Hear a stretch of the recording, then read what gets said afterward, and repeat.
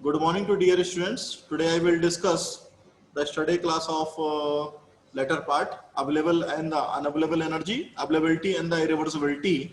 This is the part of unit 2 and the subject name is the thermodynamics.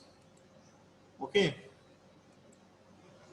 So this is the outline of the study lectures: high grade, low grade, available energy, unavailable, availability and the for the steady flow equations. Helmholtz gives irreversibility.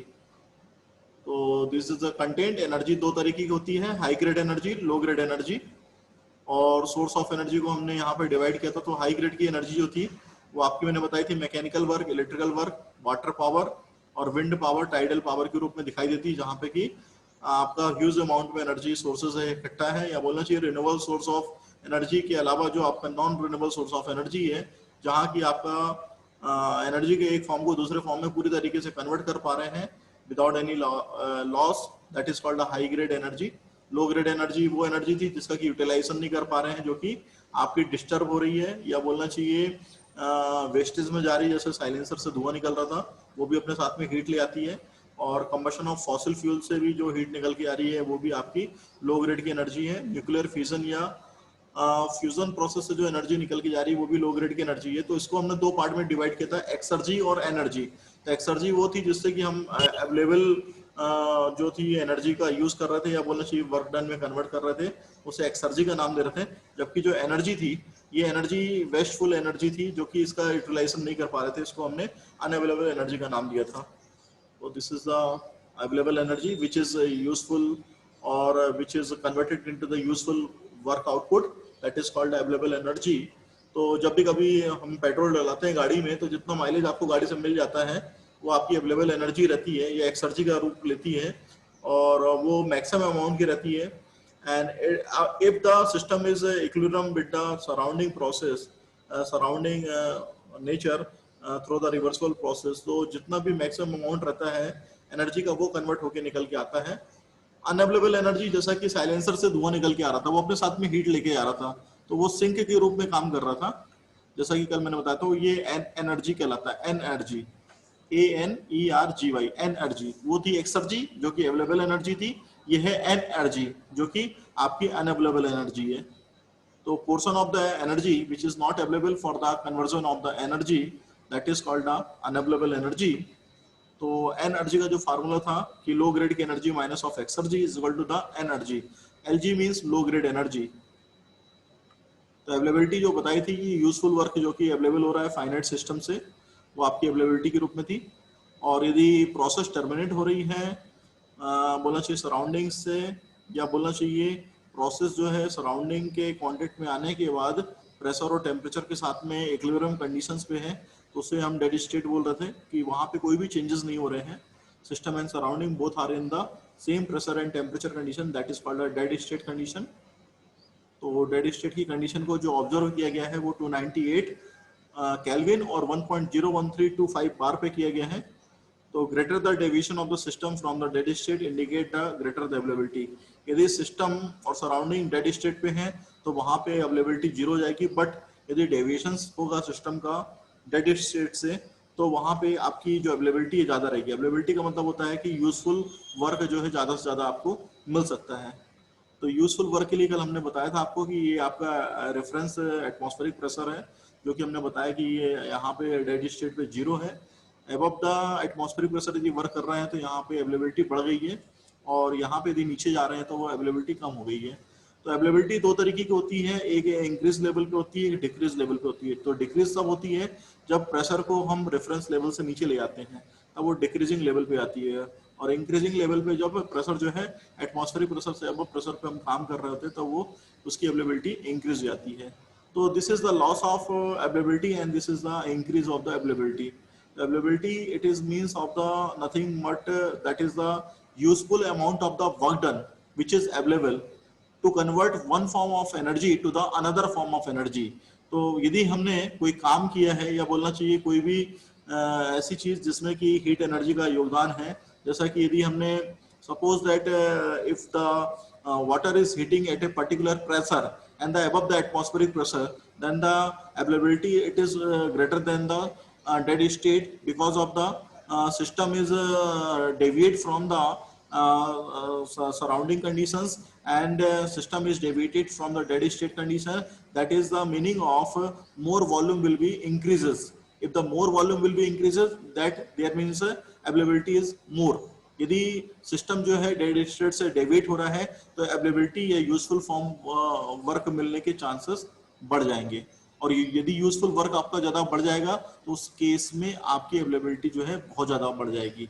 और dead state के case में जबकि आप नीचे जाते हैं, pressure reduce होता है, उस टाइम पे आप मान के चलिए कि गैस खत्म हो गई और आप पानी गर्म कर रहे हो तो क्या होगा, वहां पे लॉस ऑफ वर्क है, that is the loss of work. कि आपका पानी तो गर्म ही नहीं हो रहा है, जिस पानी को आपको गर्म करना था कम टाइम पे और आपका पानी गर्म नहीं हो पा रहा है, गैस खत्म होने वाली है, उस टाइम पे आपने अवेलेबिलिटी लेने की कोशिश करी लेकिन नहीं मिल पा रही, that is a loss of work, क्योंकि वॉल्यूम आपको प्रॉपर अमाउंट में नहीं इंक्रीज हो पा रहा है। तो this is a dead state, जो कि ऑलरेडी डिस्कस किया था कि when the system and surrounding both are in equilibrium in the manner of mechanical, thermal and chemical, that is the condition of dead state. जब system surrounding के साथ में mechanical, thermal और केमिकल इक्विलिब्रियम कंडीशंस पे आ जाता है तो उसे हम डेड स्टेट का नाम देते हैं।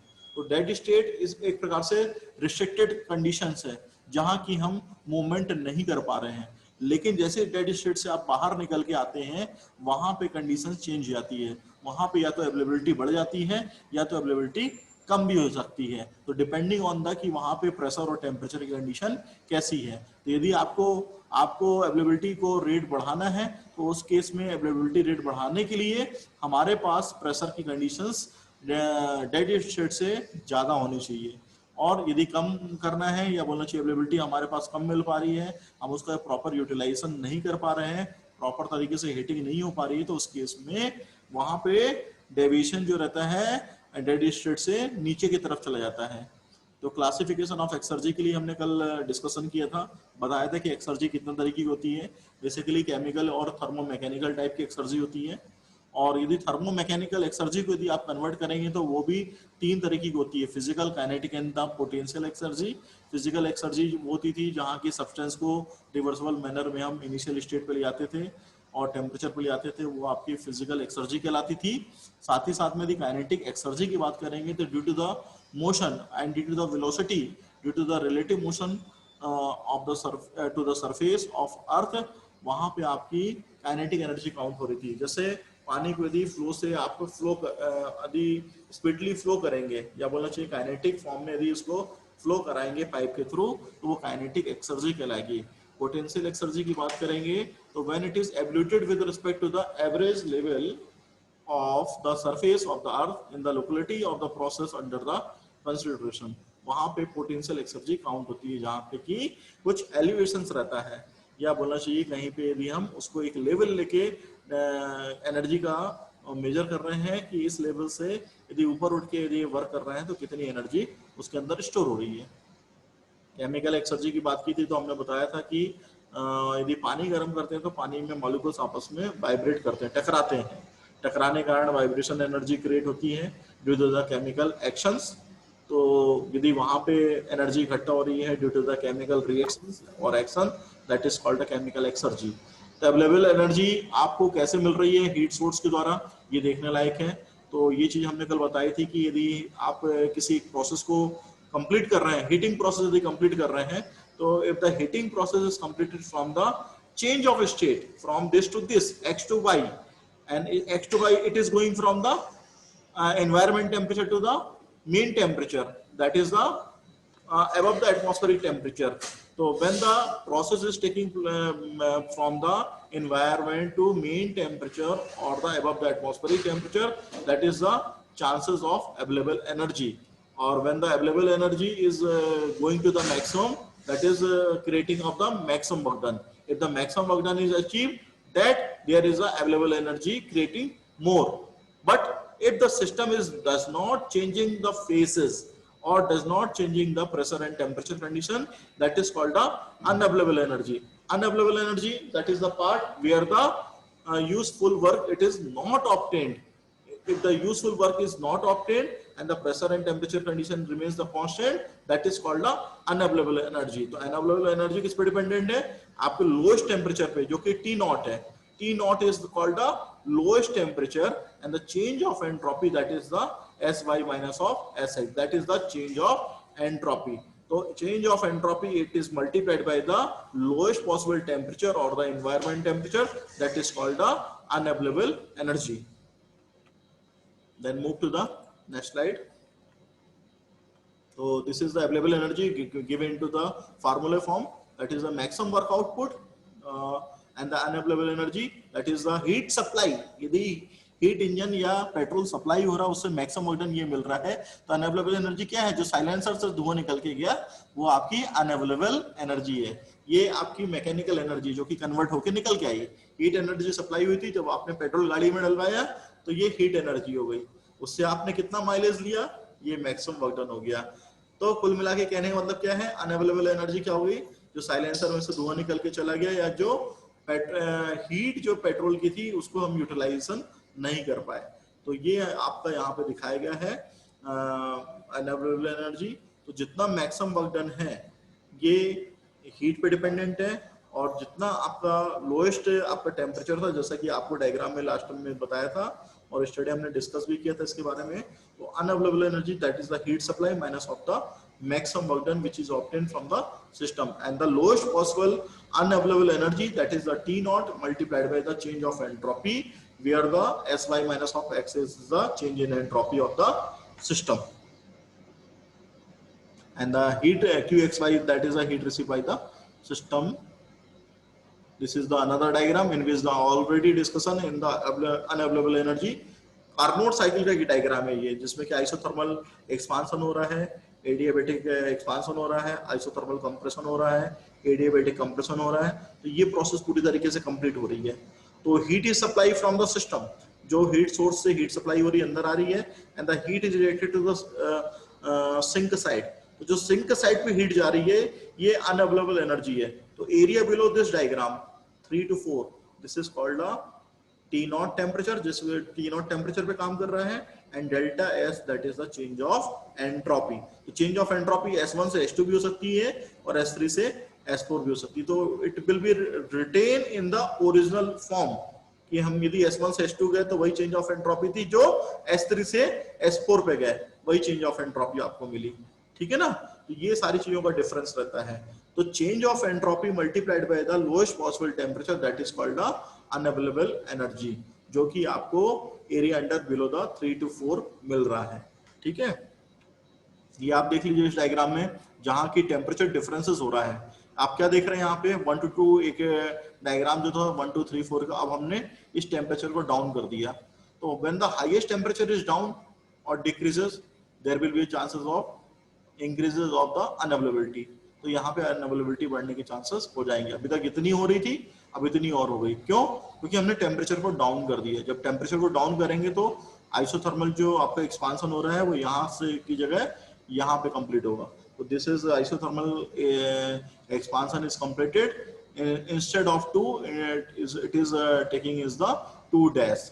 ठीक है, तो available energy W max is equal to Q1 minus of Q-2 is equal to T1 dash minus of T naught delta S।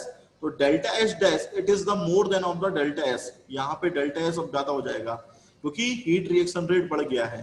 Q2 dash is more then Q2, पहले हीट रिएक्शन Q2 था, अब Q2 dash हो गया है।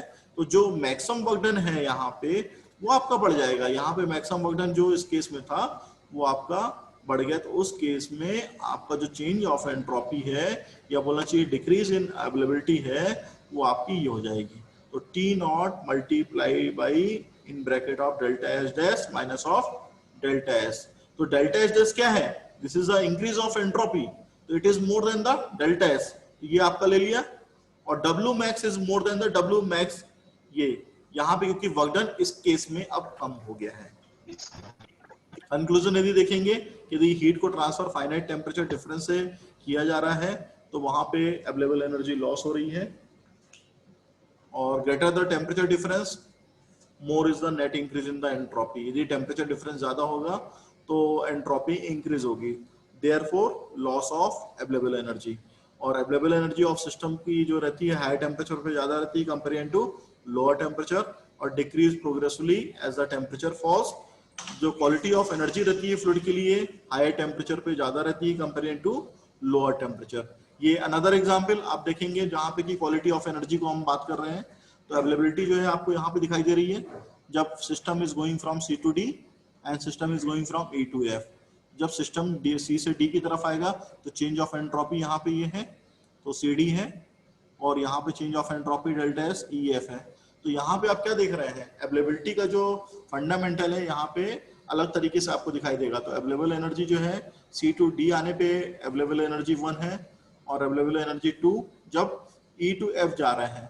तो available energy 2 part पे आप देख रहे हैं कम मिल रही है आपको comparison to available energy at part 1, because of यहाँ पे ज्यादा टेम्परेचर डिफरेंसेस नहीं है। लेकिन यहाँ पे भी आप जाएंगे तो टेम्परेचर डिफरेंस आपको ज्यादा दिखाई देने लगेगा। तो when the water is flowing from this side, this is the expansion process, continuously expansion हो रहा है। तो when the water, hot water is supplying through the pipeline, तो starting temperature that is the T1।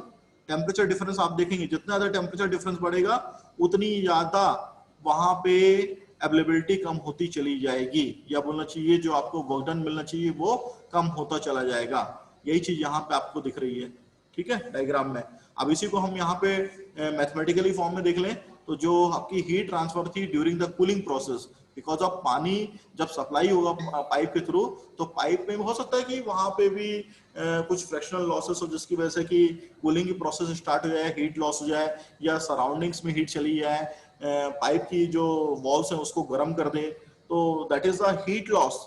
Q is equal to T1 delta S CD. When the water is flowing from the starting temperature, the change of entropy it is going from C to D, and the loss of availability Q at T1 is, that is the irreversible process. WC to D irreversible is equal to Q minus of T naught into change of entropy CD. So when the fluid is going from T1 to T naught, T1 to T naught, आपको यदि T1 से T naught की तरफ आ रहा है, surrounding के temperature की तरफ पे आ रहा है, तो यहाँ पे आपके पास जो होगा लॉस ऑफ एनर्जी, या बोलना चाहिए इरिवर्सिबिलिटी जो होगी T1 minus of T naught into change of entropy CD. If the same heat is lost during the cooling from E to F, यदि E से F की तरफ जा रहे हैं, then heat loss is taking place. Q is equal to temperature क्या था, T2 हो गया था। आप डायग्राम में देखेंगे टेम्परेचर ये T2 हो गया था, यहाँ पे जब वर्क कर रहे हैं तो टेम्परेचर T2 हो गया है। तो लॉस ऑफ जो एनर्जी है वो यहाँ पे T2 into change of entropy क्या हो गई, E से F पे जा रहे हैं। तो loss of availability of Q at T2 that is the EF irreversibility, जो कि आपको नहीं मिल पा रहा है, या लॉस ऑफ अवेलेबिलिटी है, that is the Q2 minus Q minus of T naught into change of entropy EF, that is the T2 minus of T naught, because of heat is supplying from T2 into change of entropy SEF। तो यहाँ पे क्या आ जाएगा, जो कि temperature T1 is greater than T2, तो जो entropy रहेगी यहाँ पे, चेंज ऑफ एंट्रोपी यहाँ पे ज्यादा रहेगी। तो इरिवर्सिबल के केस में जो वर्क डन आपको मिल रहा है वो CD में ज्यादा मिलेगा कंपेयर टू EF के, क्योंकि इरिवर्सिबल वर्क है, ठीक है ना। तो क्वालिटी ऑफ एनर्जी जो हाई टेम्परेचर पे ज्यादा रहती है तो वहां पे वर्क डन हमें ज्यादा मिलेगा कंपेयर टू लो टेम्परेचर। तो this is the process where the cooling of water is taking place, cooling of substance is taking place in the two different stage. अब आती है बात law of degradation of energy की। तो degradation of energy का मतलब होता है कि यदि हीट को ट्रांसफर सिस्टम से सराउंडिंग की तरफ किया जा रहा है और टेम्परेचर डिक्रीज हो रहा है तो क्वालिटी ऑफ एनर्जी जो रहेगी वो डिटोरिएट होगी, और ये डिग्रेडेशन जो रहता है बहुत ज्यादा रहता है हाई टेम्परेचर पे कंपेरिजन टू लोअर टेम्परेचर के। क्वांटम ऑफ एनर्जी जो लॉस होता है बहुत ज्यादा रहता है, सेम रहता है, बट क्वालिटी वाइज यदि एनर्जी का जो देखेंगे लॉस जो है वो डिफरेंट रहता है। एनर्जी ऑलवेज जो रहती है कंजर्व क्वांटिटी की रहती है, एनर्जी ऑलवेज डिग्रेड क्वालिटी की रहती है। Availability of a non flow और क्लोज सिस्टम जो रहती है वो आप यहाँ पे देखेंगे तो इस फार्मूलेट फॉर्म में रखा गया है। तो कहना चाहिए कि एक पिस्टन सिलेंडर का अरेंजमेंट यदि हम कंसीडर कर रहे हैं तो उस केस में कितना मैक्सिमम वर्क डन आपको मिल रहा है, तो वो किस पे डिपेंड करेगा, सिस्टम पे भी डिपेंड करेगा और सराउंडिंग पे भी डिपेंड करेगा। तो वहां पे एक्सपांशन वर्क कितना है ये देखने लायक है। तो किसी भी सिस्टम के लिए जो हीट ट्रांसफर होता है, कोई भी जो प्रोसेस होती है उसके लिए हीट ट्रांसफर जो होता है वो किसके बराबर होता है, वर्क ट्रांसफर के प्लस वहां के इंटरनल एनर्जी के चेंजेस के बराबर होता है। तो हमें क्या मिलेगा, यदि हम उसको पार्सल से फुली कन्वर्ट करेंगे तो heat transfer is equal to expansion work plus U not minus of U one. तो यू नॉट जो है सराउंडिंग का है, this is the state 2 and U one is the initial state. तो heat interaction is negative as it is leave the system. यहाँ पे आपने क्या देखा है, क्योंकि हीट निकल के जा रही है, एक आप नॉन फ्लो की बात कर रहे हैं, क्लोज सिस्टम की बात कर रहे हैं, और जब एक्सपांशन प्रोसेस हो रही है उस टाइम पे हीट का रिजेक्शन जो है सराउंडिंग के टाइप पे हो रहा है। तो जब हीट सिस्टम से सराउंडिंग की तरफ निकल के जाएगी तो वो नेगेटिव क्वांटिटी रहेगी, और उस केस पे जो एक्सपांशन वर्क रहेगा वो इस फॉर्म में रहेगा। तो u1 minus of u not, इस इक्वेशन को चेंज करके इस तरीके से भी लिख सकते हैं। तो जो आपका टोटल मैक्सिमम वर्क डन रहेगा तो दैट इज कॉल्ड आपका एक रिवर्सिबल वर्क जो है वो हमें देखना है, साथ ही साथ में जो एक्सपांशन वर्क है उसको देखना है।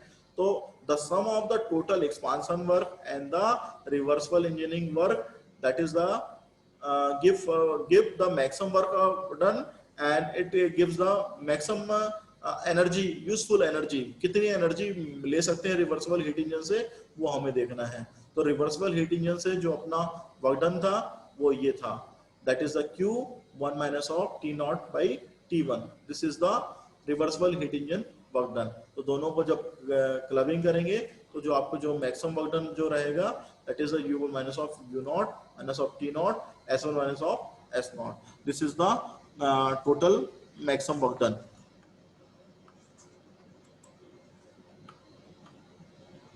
तो when the piston is expanded तो हमको पॉजिटिव वर्क डन मिलता है सराउंडिंग की तरफ, which is equal to the p not into bracket of v not minus of v1। तो V not is the environmental volume जहाँ की एक्सपांड टोटली हो रहा है, V1 is the starting volume.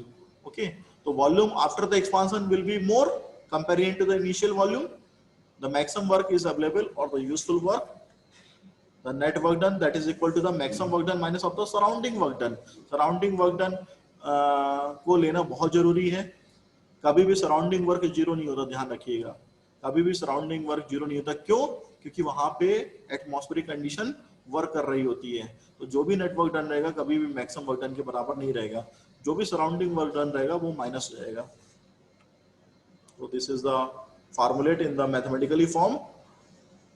तो जो मैक्सिमम वर्क डन है वो यहाँ पे लिखा हुआ है, जो सराउंडिंग वर्क है वो लिखा हुआ है। तो जो मैक्सिमम वर्क डन है that is the u1 internal energy plus flow energy जो थी आपकी यहाँ पे P not V1 minus of T not S1 minus of U not, surrounding के लिए लिखी है कंडीशन से वाली। तो सराउंडिंग इज डिनोटिंग द आपकी जो नॉट वाली कंडीशन है वो ये है, तो A1 minus of A naught, and this is known as the non flow availability function, it is a composite property of the system and surrounding. तो यहाँ पे बात कर रहे हैं availability of steady flow energy equations. तो inflow में जो पैरामीटर मिल रहे हैं वो ये हैं P1 V1 T1, आउटफ्लो में जो पैरामीटर मिल रहे हैं P naught V not T not. ठीक है, ये कार्नोट इंजन वर्क कर रहा है कि सिस्टम से यदि हीट सप्लाई हो रही Q अमाउंट की तो वर्क डन क्या मिल रहा है यहाँ पे, रिवर्सिबल इंजन से वर्क डन यहाँ पे मैक्सिमम वर्क डन मिल रहा है। अब सराउंडिंग वर्क डन किस पे डिपेंड करेगा, जितनी हीट रिजेक्शन हो रही है। तो जितनी हीट रिजेक्शन हो रही है जो कि यूटिलाइजेशन नहीं कर पा रहे हैं that is called irreversible work. Okay, the availability for a steady flow equations that is represented in the diagram or in this equations, this is the u1 plus p1 v1 plus c1 square by 2, ये ध्यान रखिएगा c1 square by 2 है, plus gz1 minus of q is equal to u naught plus p naught v naught plus c naught square by 2 plus gz naught plus shaft work। तो जहाँ पे जो internal energy है वो u है, V is the specific volume है, H is the specific enthalpy है, जो P है वो प्रेशर है, C is the velocity। If potential and kinetic energy जो changes है उनको इग्नोर कर दें तो आपके पास इक्वेशन C मिलेगी। हमारी वो इक्वेशन जो C1 स्क्वायर थी जो steady flow energy equation use करते थे उसमें से हमने हटा दिया काइनेटिक एनर्जी को, जो GZ1 हुआ करती थी उसको हटा दिया, तो पोटेंशियल और काइनेटिक एनर्जी आपकी इग्नोर कर दी तो इक्वेशन शॉर्ट हो गई। तो u1 plus p1 v1 minus of q is equal to u naught plus p naught v naught plus shaft work h1 minus of q is equal to h naught plus ws। तो ये जो parameter पूरा बनता है, ये जो आप देख रहे हैं U1 प्लस P1 V1, ये एंथैल्पी कहलाता है। शुरुआत में हमने फर्स्ट यूनिट में एंथैल्पी की डेफिनेशन बताई थी कि enthalpy is the summation of internal energy plus flow energy, ये हमने डेफिनेशन बताई थी आपको। तो it is the summation of internal energy plus of flow energy minus of Q। तो ये आपका हो गया enthalpy H1 minus of Q is equal to H naught, ये आपका जो है H नॉट हो गया, U naught plus P not plus V not, H naught हो गया प्लस शाफ्ट वर्क डन जो आप देख रहे हैं। तो शाफ्ट वर्क यहाँ पे लिखा हुआ है, तो shaft work is equal to क्या लिख लेंगे आप यहाँ पे H1 minus of H naught minus of Q, ये लिख सकते हैं from this above equation. So heat rejected by the system may be made to run this reversible heat engine, and the output of from the engine that will equal to, so this is the reversible engine work done, Q in bracket of 1 minus of T naught by T1 is equal to Q minus of T naught in bracket of S1 minus of S naught. तो net work done क्या मिला आपका, shaft work plus जो आपका reversible heat engine work है वो ये है। So that is called a B1 minus of B naught. This is the new word, and this is called the steady flow availability function. तो जो B जो है वर्ड, ये आपका स्टडी फ्लो अवेलेबिलिटी फंक्शन है। पहले आपका जो A डिसाइड हुआ था, इसके पहले जो अभी हमने आपको बताया था, आपको इसके पहले अभी हमने बताया था, तो ये जो वर्ड था इसमें आपका A वर्ड इस्तेमाल हुआ था, बहुत पहले भी हमने बताया था, वो आपका नॉन फ्लो के लिए था। ये किसके लिए है, बी है स्टडी फ्लो अवेलेबिलिटी फंक्शन के लिए। अब हेल्मनटोज जो फंक्शन है आपके और गिब्स फंक्शन जो है, ये एक क्लोज सिस्टम के लिए कंसिडर किए जाते हैं। तो इसको हेल्मनटोज और गिब्स फंक्शन को मैं अभी आपको लेटर उसमें बता रहा हूँ। अभी हम इरिवर्सिबिलिटी की तरफ मूव कर रहे हैं, इसको मैं आपको नेक्स्ट लेक्चर में बताता हूँ। इफेक्टिवनेस को देखिए, effectiveness that is the represent of the fraction of the maximum useful work that is the actually utilized, and that expresses the ratio of useful work to the maximum useful work।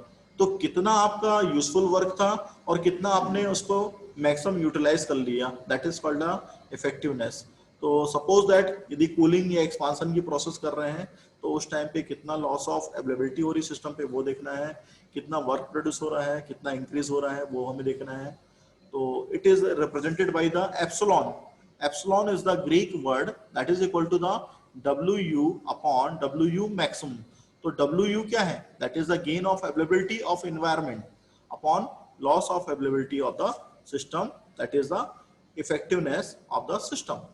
तो कितनी availability environment से मिली है और कितनी availability loss हुई है system से, क्योंकि जरूरी नहीं कि सिस्टम पे जो हीट सप्लाई की है पूरी वर्क डन में कन्वर्ट हो जाए।